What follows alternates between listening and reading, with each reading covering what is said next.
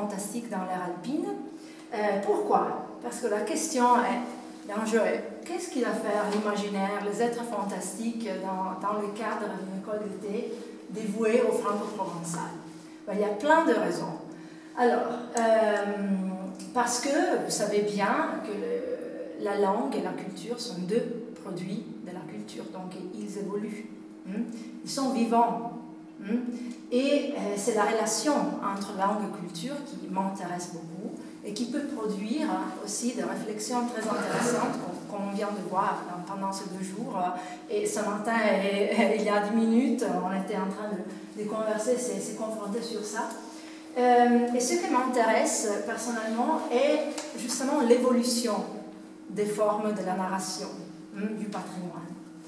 Je ne suis pas d'accord avec ceux qui disent que l'imaginaire fantastique ou bien a une fonction d'expliquer ce qu'on n'arrive pas à expliquer l'inexplicable. Moi, je ne suis pas d'accord avec ça. Je crois au contraire que l'imaginaire, tant que part du patrimoine oral et en matériel, nous dit quelque chose et nous montre des aspects de la société comme elle était au passé, mais le folklore narratif peut nous montrer aussi beaucoup d'aspects de la société d'aujourd'hui et nous dit vraiment beaucoup de choses, beaucoup de traits culturels qu'on peut utiliser. Et le troisième point, parce que le folklore narratif et l'oralité est à son tour influencé par la culture. Je disais avant que la culture n'est pas cristallisée, et l'anthropologie nous enseigne que la culture est toujours, elle se bouge toujours, elle change toujours, elle perd des éléments, mais elle en gagne d'autres. Donc le folklore, l'oralité, continuellement perd et gagne des éléments.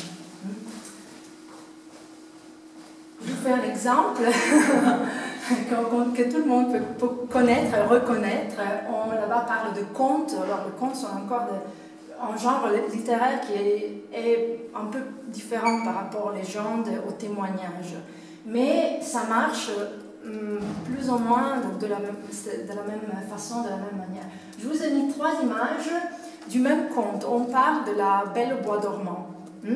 Il y a, vous savez, beaucoup de versions du même conte. Là, la première image se réfère à la première version qui a été publiée en Italie du conte de la Belle au bois dormant.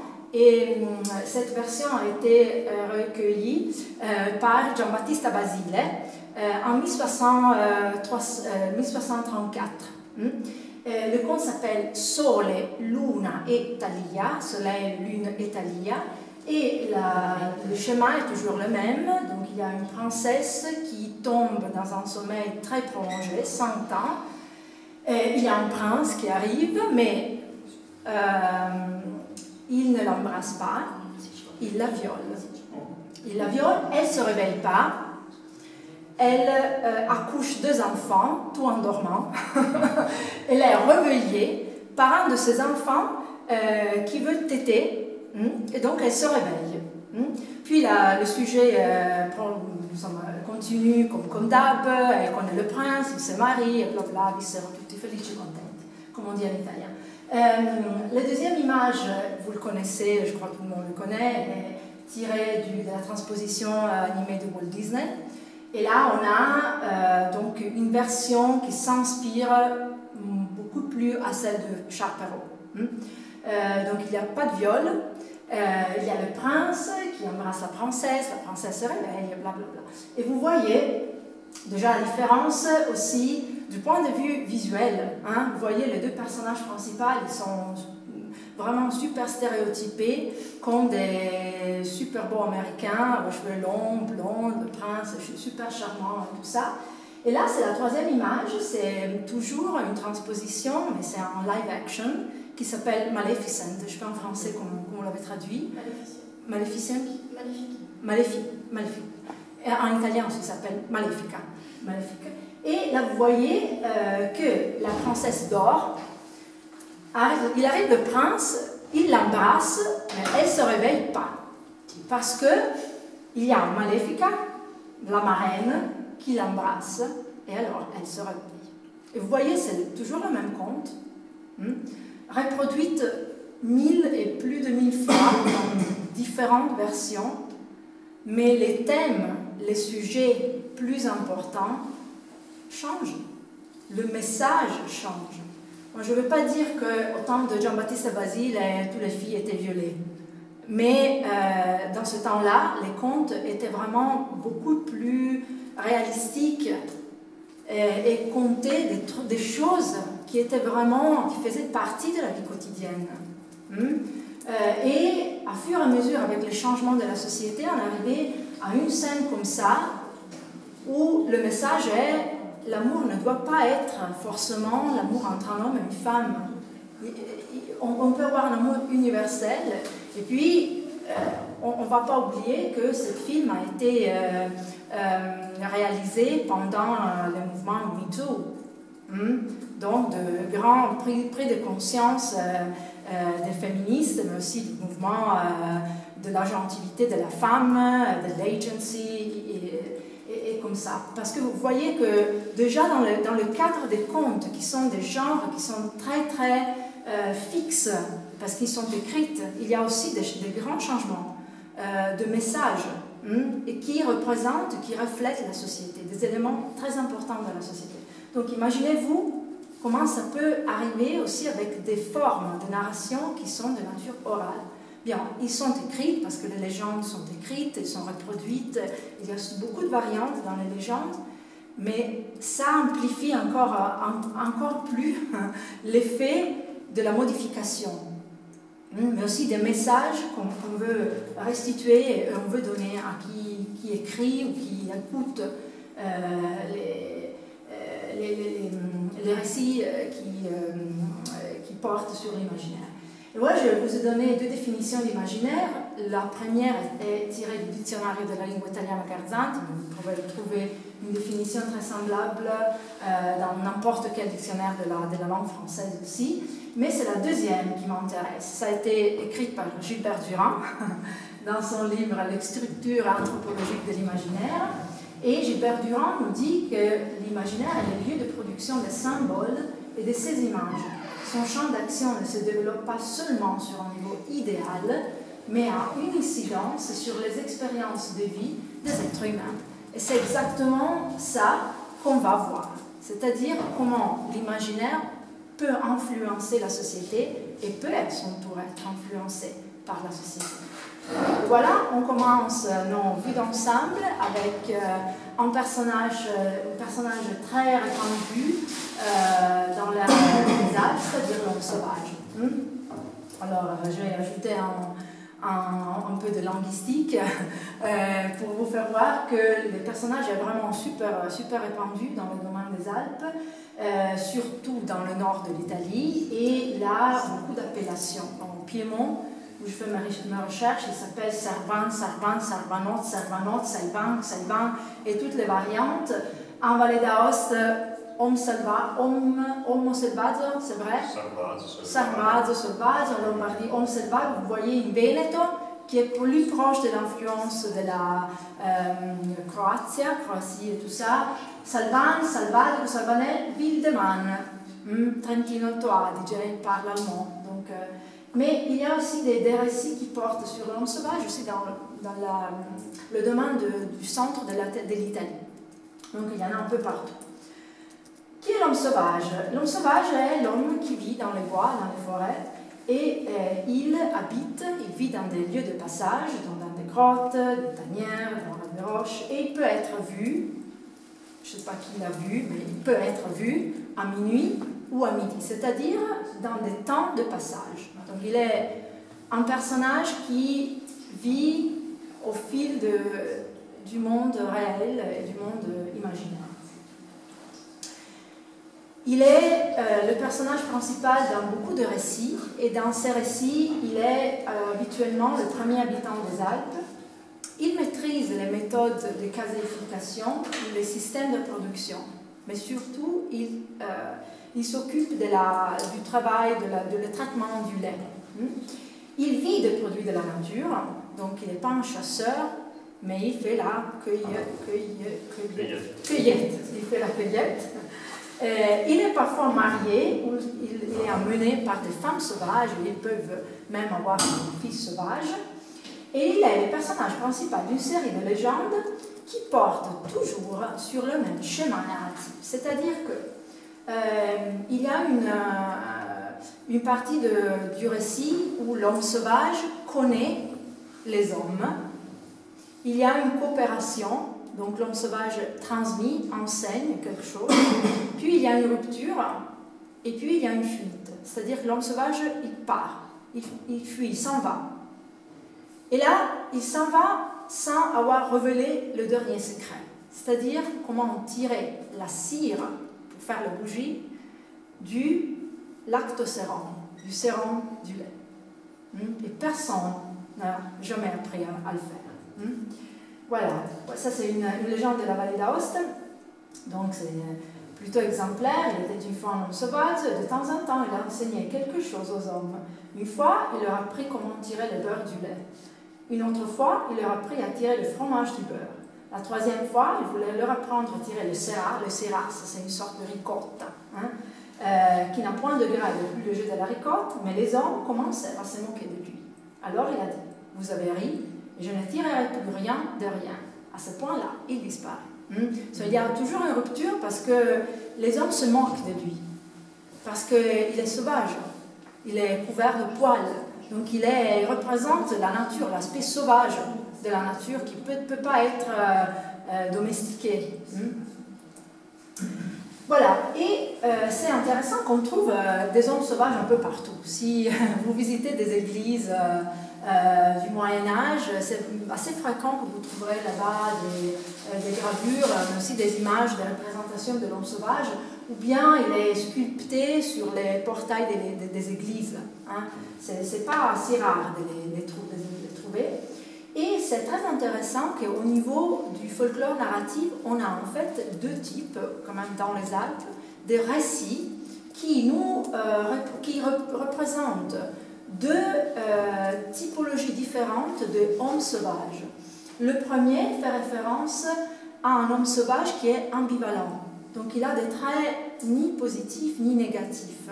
Et là, l'homme sauvage, à la fin de ce récit, il se révèle comme un héros culturel. C'est-à-dire que n'importe quoi il fait avant, mais le récit termine toujours avec une action très culturelle. C'est-à-dire, par exemple, l'homme sauvage invente le feu, ou donne le feu aux êtres humains. Ça vous rappelle quelque chose? Ça vous dit quelque chose, Prométhée, tous les héros culturels qu'on connaît. Mais il y a aussi un autre type de récit où l'homme sauvage est vraiment très polarisé vers les côtés négatifs. Et ça est un peu le résultat d'un côté de l'introduction du christianisme, mais de l'autre surtout du Concile de Trente, où il y a eu vraiment une sorte de duplication du même personnage, où certaines caractéristiques qui étaient liées au rapport avec la nature ont été prises et mises dans les représentations des saintes, qui sont devenues dans notre calendrier de saintes folkloriques. En exemple, les Santa Lucia en Italie. Santa Lucia est la sainte de la lumière. Elle est fêtée le 13 décembre, surtout à Verona, Venezia, en Veneto. Elle a vraiment de véritables traits folkloriques et chrétiens. Ils se sont superposés parce qu'elle est la sainte de la lumière, elle est sainte, donc elle appartient à la religion catholique, mais en même temps, elle est Père Noël. Elle a tous les traits caractéristiques d'un personnage qu'il y avait avant. Donc ils se sont mêlés dans les saintes folkloriques qui, à différence de l'homme sauvage, ont toujours un rapport, une relation avec la nature, mais ce n'est pas une relation d'être intégré dans la nature, comme l'homme sauvage. L'homme sauvage est intégré, il est parti de la nature. Tandis que ces saints folkloriques, ils dominent la nature. Ils l'apprivoisent, ils la domestiquent. Donc c'est un point de vue complètement différent. Et là, donc, l'homme sauvage, dans les récits, est un peu dépourvu de ces traits, de ces caractéristiques, Et là, il y a un deuxième type de légende, de récit sur l'homme sauvage, où l'homme sauvage est seulement sauvage et il est instinctif. Donc, il mange les enfants, il les ravisse, il viole les femmes, donc il est très caractérisé d'un point de vue négatif. Si on aura du temps, après, je vous fais voir 2 vidéos. Et là, dans la vidéo, on peut vraiment apercevoir la différence entre les 2 types de légendes. L'homme sauvage fait aussi partie des masques du carnaval. Vous savez que dans les Alpes, il y a des mascarades d'hiver qui représentent, ce ne sont pas tirés des masques de la comédie de l'art, par exemple, ou les super-héros de la Marvel ou DC Comics, mais ce sont des masques qui représentent une des interprétations des carnavals, c'est-à-dire la...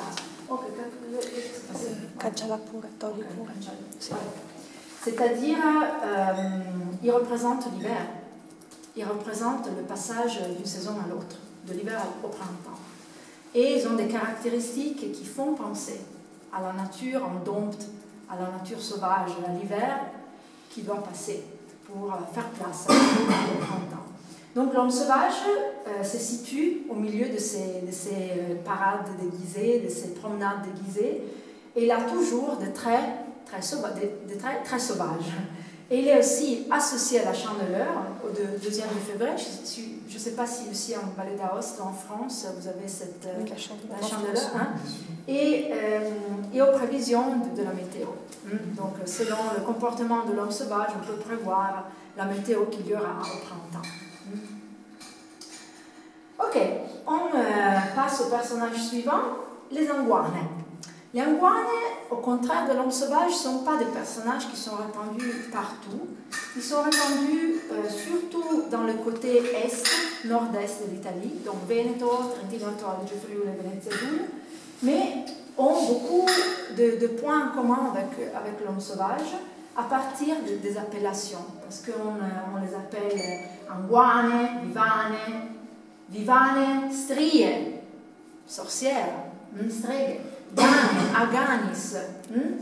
Et on s'interroge aujourd'hui sur l'étymologie de ces êtres fantastiques. On a une étymologie qui dérive directement du latin aquane, c'est-à-dire que ce sont des êtres qui sont liés à l'eau, des nymphes qui vivent dans l'eau. Mais aussi, il y a une autre étymologie plus populaire qui le reconduit à anguis, donc en serpent, parce que parfois, il se montre avec des queues de serpents ou comme des serpents, des couleuvres. Voilà l'air de diffusion des Anguane. Et là, il y a une légende qui parle justement de la Serpentana, qui est une sorte d'Anguana. Au-dessus d'Aldio, il y avait une source copieuse qui aboutissait dans une piscine naturelle, la résidence de la Serpentana, une couleuvre qui, après le coucher du soleil, devenait une femme et chantait. Les paysans cherchèrent à l'attraper pendant qu'elle était en forme animale, mais ils la blessèrent avec les tridents. La Serpentana alors s'affina et s'introduisit dans une fissure du rocher. À partir de ce moment-là, la source est desséchée. Alors vous pouvez voir déjà dans cet bref récit des éléments qu'on a vus aussi chez l'homme sauvage. Nous avons une même légende ici. Ah oui? Ah ouais, tu vas me la raconter après. Même chose. Vous voyez qu'il y a la même structure des récits de l'homme sauvage, donc il y a une connaissance, une rencontre, mais quelque chose que les hommes font et détruit les rapports avec l'Anguane. Donc après ça, l'Anguana part. Comme dans le cas de l'homme sauvage, les Anguane habitent les lieux de passage. Si vous allez au Veneto, voir Verona, dans environs dans Verona, Belluno, Treviso, vous trouverez beaucoup de bustes de la Anguane, les trous des Anguane, mais aussi il y a des pierres particulières dans les rivières qui sont appelées les fesses des Anguane. Parce qu'on croit que les Anguane aiment beaucoup s'asseoir sur ces pierres et ils les ont modélées comme leur postérieur. Donc les chiappe delle Anguane, il sedere delle Anguane. Dans certaines régions, les iguanes sont de très belles filles, très jeunes, aux cheveux rouges ou blondes, mais il y en a d'autres où ils sont exactement le contraire, c'est-à-dire des vieilles femmes couvertes de poils avec la poitrine tombante, elle est si tombante qu'elles utilisent leur poitrine pour blesser les hommes, les êtres humains. Et donc ils les jettent sur les êtres humains pour les blesser et pour les tuer. Et voilà. Autre que MeToo. Il y a vraiment MeToo. Voilà. Et il y a beaucoup de ressemblances aussi avec d'autres êtres de l'imaginaire qui sont liés à l'eau, mais qui sont de l'autre côté du Veneto, par exemple. En Bulgarie, on a les Vili, en Russie, on a les Rusalki, qui sont des nymphes qui font la même chose, qui ont cette poitrine tombante et ils tuent les hommes, les êtres humains avec la poitrine. Et voilà. Et, alors, je vous ai dit que les récits qui portent sur les iguanes ont plus ou moins le même schéma narratif des récits qui parlent des hommes sauvages, mais avec des différences. Parce que dans le récit des iguanes, il y a quand même une rencontre avec les hommes, les êtres humains. Mais à différence de l'homme sauvage, les iguanes peuvent se marier avec les humains et peuvent aussi avoir des enfants. Mais dans le récit des iguanes, l'iguane pose toujours une interdiction. Quand elle se marie, elle dit toujours « Voilà, tu m'as marié, je suis iguane, tu le sais, ne fais pas ça. Ne me regarde jamais quand il a la pleine lune, ne fais ça. » Et l'homme, justement, qu'est-ce qu'il fait? Évidemment, il fait ce qu'il ne devait pas faire. Donc, je ne vois pas trop la différence avec un mariage réel. Et ça me fait, c'est comme ça. Moi, je dis toujours que l'imaginaire est tiré de la réalité. Donc l'homme ne respecte l'interdiction et l'iguane s'en va, s'enfuit. Ou encore, elle provoque des orages ou elle provoque des événements naturels qui vont détruire le travail de l'homme, des hommes. Et comment reconnaître une iguane? Normalement, parce qu'elle est une très belle fille, mais elle a les pieds de chèvre. Et ça, c'est normalement la raison parce que dans les récits, l'iguane part, elle s'enfuit. Dans une des variantes des récits dédiés à l'iguane, il y a un couple, ils sont dans les champs, ils font la moisson, et l'iguane dit au mari, ne coupe pas le blé, c'est juillet, mais demain il va neiger, ne le coupe pas. Et lui il dit, ah, tais-toi, tu es seulement un pied de chèvre. Alors elle dit, bien, tu m'appelais pied de chèvre, et je pars. Et l'iguane part, et le jour après, il neige. Donc il donne aussi des avertissements, comme dire, moi je sais ce qui va se passer, mais les hommes, normalement, ne l'écoutent pas. Donc il y a un grand débat parmi les auteurs, je ne vais pas m'étendre sur ça, à propos du pied d'animal. Donc ce sont ceux qui ont interprété ce pied comme un trait, une caractéristique des êtres qui sont au fil entre des dimensions différentes. Vladimir Prop, tandis que Fabio Sebien avait interprété ça comme un trait de l'évolution des motifs narratifs des sociétés des chasseurs aux sociétés d'agriculteurs. Et donc les motifs narratifs vont être de plus en plus anthropomorphisés et aussi les personnages de l'imaginaire à peu près s'anthropomorphisent à leur tour. Mais ce sont des interprétations, on ne sait pas. On sait seulement qu'il y a pas mal d'êtres de l'imaginaire qui ont cette caractéristique dans le pied. Donc pied de chèvre, pied de quelque chose d'autre, pied de poulet, pied de... Ok, voilà, c'est une autre légende.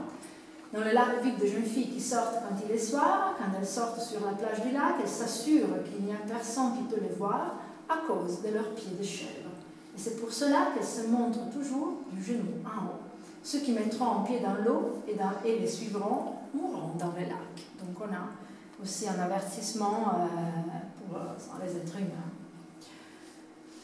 Et aussi, la dernière chose à propos des iguanes, exactement comme dans le cas de l'homme sauvage, ils ont un lien particulier avec les activités productives, mais aussi avec un domaine qui est tout à fait féminin.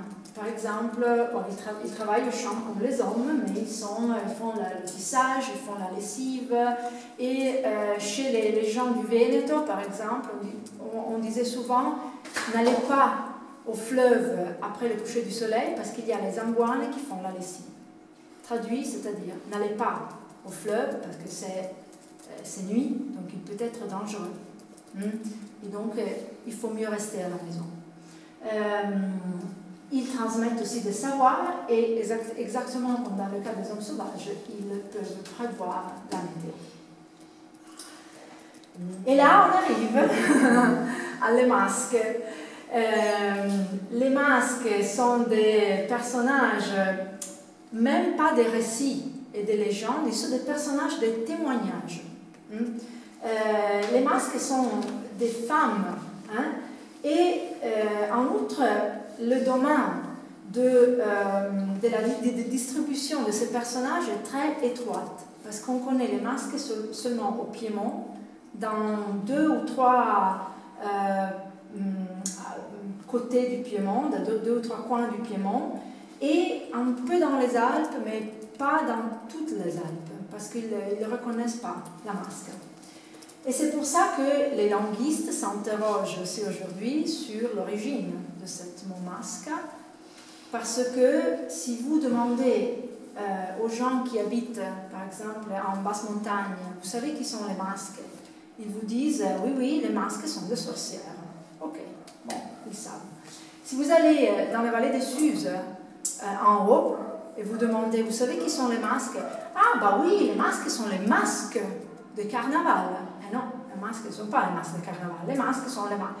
Non, ce sont les masques de carnaval. Donc, on ne les reconnaît pas partout, et c'est pour ça qu'on a vraiment beaucoup d'incertitudes sur l'origine, parce qu'on a la première attestation dans l'Editto di Rotary, qui était un document rédigé en 643 par un roi Rotary, et c'était la première récolte écrite des lois des Longobardi. Et là, il y a une mention sur une masca qui avait été accusée d'être une sorcière. Et dans l'Editto di Rotary, on l'appelle masca quod larva. Larva était un esprit qui avale et avalait les âmes des êtres humains. Donc il y a peut-être une connexion avec les revenants ou les esprits des morts. Mais aussi peut avoir origine aussi chez la langue arabe, mascara. Mascara qui aussi nous fait penser encore à la masque. Mais aussi il y a beaucoup de théories sur la signification de la masque, et une des théories est que la masque est la masque des revenants. Donc il y a une connexion avec le monde, la dimension des morts. Qui étaient les masques? Les masques pouvaient être surtout les sorcières, mais dans le sens d'une sorcière paysanne. Ils n'ont rien à faire avec l'image de la sorcière qu'on a, parce que les masques chez nous n'ont rien à faire avec le diable, n'ont rien à faire avec la chasse aux sorcières. Ils sont très ancrés dans une dimension locale du terroir. Mais dans les pays, dans les villages, les masques pouvaient aussi être les gitanes et les sans-fixes des morts, c'est-à-dire les gens qui passaient de village en village en itinérant. Et enfin, les gens cultivés. Parce que vous savez que dans la société rurale, la plupart des gens n'étaient pas cultivés, tandis qu'il y avait 2 ou 3 personnes, le prêtre, le médecin, qui pouvaient lire. Et chez nous, au Piémont, la masque pouvait être le prêtre. Le prêtre, parce qu'on dit en piémontais que les prêtres faisaient la physique, c'est-à-dire qu'ils pouvaient pouvaient commander et faire arriver les orages, provoquer les orages, mais surtout la grêle, qui pour nous, qui sont des gens qui vivent sur la cultivation qu'on a les vignobles, la grêle, c'est le dommage le pire qu'on peut avoir. Donc c'était les prêtres. Et on a aussi des masques, normalement les masques sont des femmes, mais on a aussi des masques qui sont des hommes, on les appelle les mascons. Et la masque, c'est important et c'est très intéressant parce qu'on a, jusque-là, on a parlé d'êtres qui sont vraiment totalement imaginaires. L'homme sauvage, les anguanes, ils sont imaginaires. La masque n'était pas imaginaire, elle était une femme réelle qui vivaient dans la communauté. Tout le monde savait, tout le monde la connaissait ou les connaissait. Donc elle avait une dimension très réelle.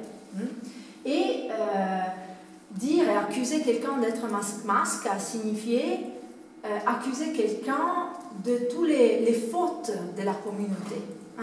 Il y avait une sorte